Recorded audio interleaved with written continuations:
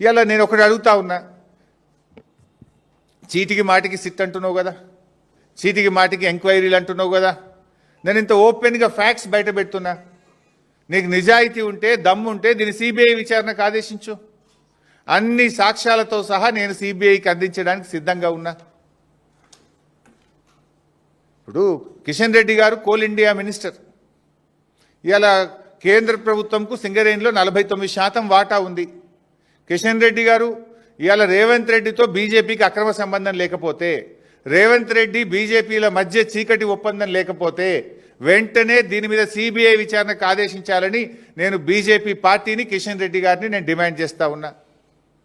మీరు కుమ్మక్కు కాకపోతే ఆదేశించండి, మీరు సిబిఐ విచారణకు ఆదేశించండి. నా దగ్గర ఉన్న అన్ని ఆధారాలు తెచ్చి నేను సిబిఐకి ఇవ్వడానికి సిద్ధంగా ఉన్నా. నేను చెప్పిన ప్రతి విషయం మీద కూడా నా దగ్గర ఆధారం ఉంది. అందుకే ఇవాళ మీరు ఇంకోటి గమనిస్తే 2 సంవత్సరాల నుంచి సింగరేణికి ఒక పర్మనెంట్ సీఎండీ లేడు.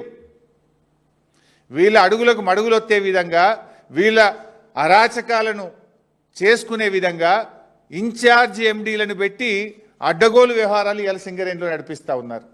జనరల్గా సింగరేణికి ఒక సీనియర్ మోస్ట్ ఐఏఎస్ అధికారిని, ఒక స్పెషల్ చీఫ్ సెక్రటరీ ర్యాంక్, ఒక ప్రిన్సిపల్ సెక్రటరీ ర్యాంక్లో ఉండే సీనియర్ అధికారులను సింగరేణి సీఎండీగా పెడుతూ ఉంటారు.